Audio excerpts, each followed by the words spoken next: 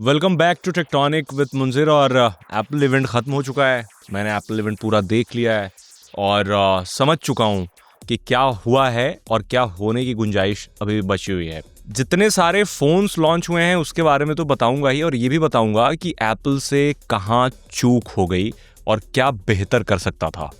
लेकिन उससे पहले ये ज़रूरी है कि आप सब्सक्राइब कर लें और लाइक कर लें ताकि इस तरह के वीडियोज़ आपको आगे भी मिलते रहें। क्या क्या लॉन्च हुआ, क्या प्राइस है, क्या स्पेसिफिकेशंस हैं, क्या फीचर्स दिए गए हैं, क्या हिट है, क्या मिस है, सब कुछ के बारे में बात करेंगे। सबसे पहले शुरू करते हैं कि कितने सारे मॉडल्स लॉन्च हुए। IPhone 17, 17 pro, 17 pro max and 17 pro air. It's just iPhone air, not 17 air. तो ये ध्यान में रखें क्योंकि लोगों से ये गलती हो रही है कि आईफोन 17 एयर बोल रहे हैं, बट ये सिर्फ आईफोन एयर है, जैसे मैकबुक एयर हुआ करता है। अब आपको ये समझना पड़ेगा कि जो एयर की लाइनअप है वो आगे आएगी तो एयर 2, एयर 3, एयर 4 करके कंपनी ला सकती है।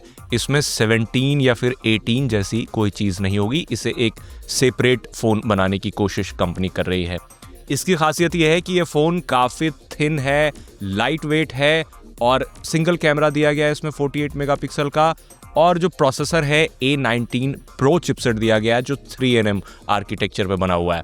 दूसरे फ़ोन्स आईफोन 17 जो कि बेसिक फ़ोन है, पिछले बार का एक नया अपग्रेड है। आईफोन 16 जैसा दिखता था वैसा ही 17 दिखता है, कोई ख़ास बदलाव नहीं है। कैमरा मॉड्यूल सेम है बट कैमरा स्पेक्स भी थोड़े अलग हैं जिसके बारे में आपको आगे बताऊंगा। आते हैं 17 प्रो पे। 17 प्रो का डिज़ाइन पूरा बदल गया। अगर आप 16 प्रो देख रहे हैं फ़ोन, फॉर एग्जांपल ये 16 प्रो है, तो ये जो डिज़ाइन है इसके मुकाबले अब 17 प्रो का डिज़ाइन पूरा का पूरा बदल चुका है। प्लेटो बोल रही है इसे, कैमरा वाइजर भी कह सकते हैं आप। अब वजह क्या है इस कैमरा प्लेटो का, तो अब ये है कि बेहतर कूलिंग के लिए, वेपर चैम्बर के लिए कंपनी ने ऐसा किया है ताकि फ़ोन ओवर हीट ना हो और फ़ोन ज़्यादा इफ़िशियंट हो जाए। अब एक और एडिशन है इस बार, वो ये कि आईफोन 17 प्रो मैक्स का 2 TB वेरिएंट भी मिलेगा जो इंडिया में ऑलमोस्ट 2,30,000 से ऊपर प्राइस चला जाएगा इसका। एंड देन कंपनी ने एक एप्पल वॉच अल्ट्रा का भी एक नया जनरेशन लॉन्च किया 3, and then watch 11 series and SE 3 भी लॉन्च कर दी गई। एयरपॉड्स प्रो जो नया वर्जन है उसकी एक खासियत ये आपको बता दूं कि अब कानों से भी हार्ट रेट ट्रैकिंग आपकी होगी। हार्ट रेट मॉनिटरिंग मतलब आपको एयरपॉड्स लगाने हैं और हार्ट रेट मॉनिटर कर पाएगा, और आप एयरपॉड्स लगा करके अगर एक्सरसाइज कर रहे हैं तो उसे भी वो डिटेक्ट कर लेगा इजीली। तो ये एक ग्राउंड ब्रेकिंग फीचर मुझे लगा कि अब पहले तो होता था कि आप फिटनेस बैंड पहनते थे, स्मार्ट वॉच पहनते थे फिटनेस ट्रैकिंग के लिए, बट आप एयरपॉड से भी फिटनेस ट्रैकिंग कर पाएंगे। प्राइस का जहां तक सवाल है तो ऑलमोस्ट 83,000 रुपीज़ का शुरू होता है आईफोन 17, बट ये ध्यान रखें आपको भले ही पिछले बार से ये बढ़ा हुआ प्राइस लगेगा थोड़ा सा, बट एटलीस्ट 17 में प्राइस नहीं बढ़ा है क्योंकि 128 गिग्स का जो वेरिएंट था वो अब नहीं आएगा। आपको 256 GB का वेरिएंट शुरू मॉडल में ही मिलेगा आईफोन 17 के। तो एक तरह से ये सस्ता हो गया अगर देखें पिछली बार के मुकाबले।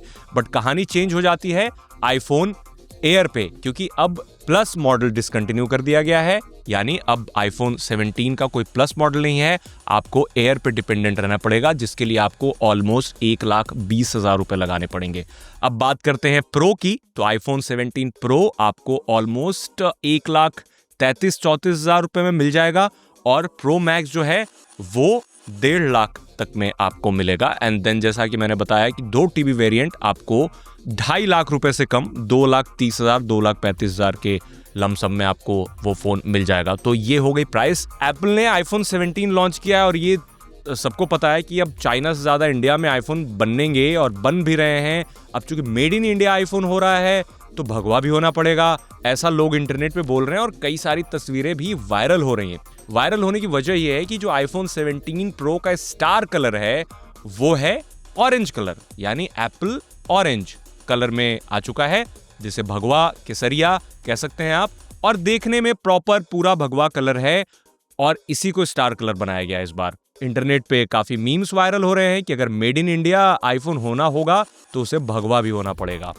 अब बात कर लेते हैं कि फीचर्स आपको इसमें क्या क्या मिल जाते हैं, जिसके लिए मुझे फोन देखना पड़ेगा क्योंकि मुझे याद नहीं है सारे फीचर्स, इतने सारे प्रोडक्ट्स हैं, तो मैं फोन निकालता हूं। सब्सक्राइब करते रहें और लाइक भी करते रहें। तो आईफोन 17 की बात कर लेते हैं। तो आईफोन 17 में आपको 6.3 इंच की एमोलेड डिस्प्ले, ओलेड डिस्प्ले मिली है।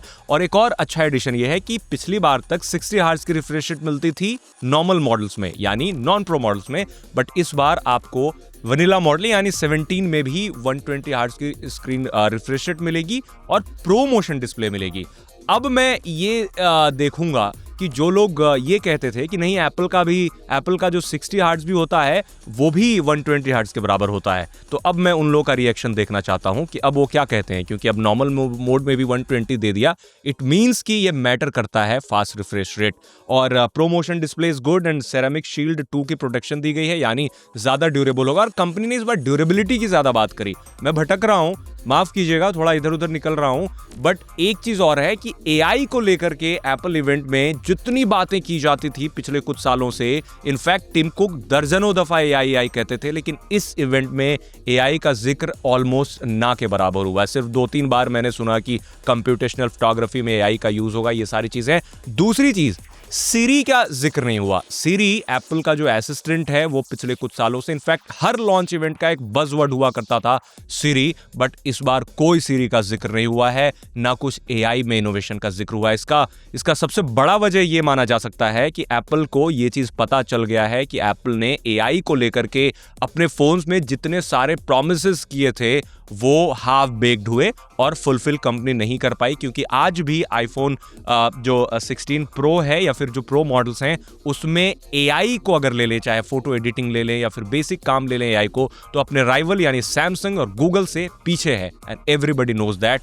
कई सारे वीडियो मैंने भी बनाए हैं, आप भी पढ़ सकते हैं, एनालिसिस आपको खुद समझ में आ जाएगा कि एप्पल एटलीस्ट अपने स्मार्टफोन्स के एआई में दूसरे कंपनियों लाइक सैमसंग एंड गूगल से पिछड़ रही है। तो शायद हो सकता है कंपनी एक स्टेप बैक ले रही है, क्योंकि 2026 में सीरी अवेटेड है एआई बेस्ड, तो हो सकता है कंपनी कुछ बड़ा अनाउंस कर दे। बट मेरे ख्याल से कंपनी के लिए ये मिस्ड अपॉर्चुनिटी जैसा है, क्योंकि कंपनी को एक AI based, AI powered phone लाना चाहिए था, क्योंकि बहुत सारी चीजें डिपेंड कर रही हैं एआई पे। और 1.5 लाख रुपए का आप फोन खरीद रहे हैं तो जाहिर सी बात है आपको कुछ ऐसे फीचर्स चाहिए जो दूसरे फोन्स में ना हो, या फिर कुछ ऐसे फीचर्स चाहिए जो आपके लाइफ में वैल्यू ऐड करें।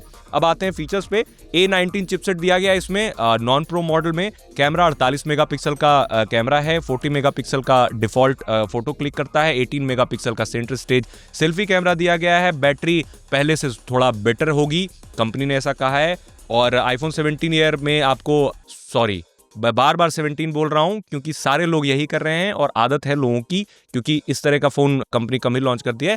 आईफोन एयर में आपको 5.5 मिलीमीटर का थिकनेस मिलेगा, जो कि काफी थिन फोन माना जाना चाहिए। और सिर्फ इसका वजन है 145 ग्राम्स है। 6.5 इंच की इसमें प्रोमोशन एमोलेड डिस्प्ले दी गई है। 48 मेगापिक्सल का फ्यूजन कैमरा है, सिंगल कैमरा है, और इसमें भी same selfie camera. Centre stage इस वजह से क्योंकि अब जब सेल्फी कैमरा से आप फोटो क्लिक करेंगे तो आपको फोन रोटेट करने की जरूरत नहीं है, वर्टिकल तो ऐसे ही हो ही जाती है क्लिक। लैंडस्केप अगर लेना है तो आप नॉर्मल ही मोड पे लैंडस्केप भी ले सकते हैं, यानी नॉर्मल फोटो आ सकती है। इसमें आपको A19 प्रो चिपसेट दिया गया है जो दूसरे प्रो मॉडल्स में है। 12 GB रैम है जो कंपनी डिस्क्लोज नहीं करती, बट यस बैटरी बैकअप के लिए बड़ा दावा किया है कंपनी ने कि पूरे दिन की बैटरी बैकअप मिलेगी, but I am not sure, I doubt it कि पूरे एक दिन की बैटरी बैकअप इतने पतले फोन से अगर कंपनी निकाल देती है तो काफी सराहना की जानी चाहिए, बट स्टिल देखूंगा फोन आएगा तो। अब बात कर लेते हैं वॉच सीरीज 11 की। तो इसमें आपको 5G सेलुलर कनेक्टिविटी मिलती है, 2x बेटर है पहले से, थोड़े बेजल्स कम है, स्क्रैच रेजिस्टेंट डिस्प्ले है। एंड देन अल्ट्रा की बात कर लेते हैं, एप्पल वॉच अल्ट्रा 3। इसमें आपको LTPO3 wide angle OLED display है, जो कि अभी तक किसी भी अल्ट्रा जो मॉडल है वॉच का उससे ज़्यादा कम बेजल्स है, मतलब कम से कम बेजल्स है, डिस्प्ले एरिया ज्यादा है। Built in two way satellite calling feature है, built in two way satellite connectivity है, 5G emergency SOS and find me via satellite का ऑप्शन है। कंपनी का दावा है कि 42 घंटे तक नॉर्मल यूज में, 72 आवर्स तक लो पावर मोड पे आप इसे यूज कर सकते हैं। अब हेल्थ के पॉइंट ऑफ व्यू से इसमें हाइपरटेंशन अलर्ट भी है, जो कि आपको एप्पल वॉच सीरीज 11 में मिलता है। SE2 में ये hypertension alert I don't think so company ने ऐड किया है, बट SE3 जो है वो एक सस्ती स्मार्ट वॉच होगी एंड इसमें S10 चिप दिया गया है और सारे ऑलवेज ऑन हेल्थ ट्रैकिंग जैसे फीचर्स दिए गए हैं। कंपनी का दावा है कि 18 घंटे की बैटरी बैकअप मिल जाएगी।